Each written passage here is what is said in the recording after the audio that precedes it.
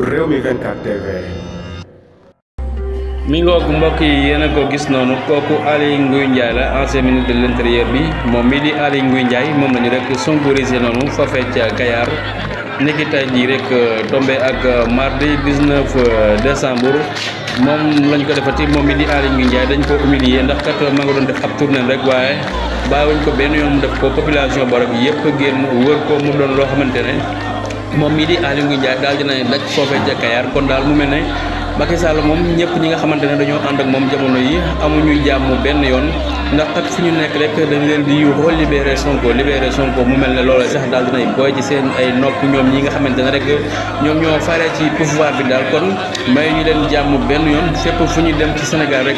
ndaw ñi dañ leen di sonkorisé mu mel ne libéré Sonko bi jamono yi daal képp koo xamante ne rek yaa ngi ànd ak Macky Sall wala mus nga ànd ak moom rek wala rek àndoo ak Ousmane Sonko dañu la koy defal li la yuuxu Sonko libéré Sonko namu naa la mu doon loo xamante ne ñu bari ci waa opposition bi ñi nga xamante ne rek jàpp nañ ne ànduñu ak Ousmane Sonko dañ leen koy def waaye tey jii kon ki ñu ko defati mooy Aly Ngouille Ndiaye foofee ci nga xamante ne rek moom mooy Kayar ginnaaw ba mu dee def ab tournée rek di amal ab campagne am ndax moom rek candidat la ci présidentielle 2024 yi ñu jëm waaye mi ngoo ko loole rek moom moo ko mujjee fekk foofee ci Kayar ndax kat population ba yëpp dañ ko sonkorisé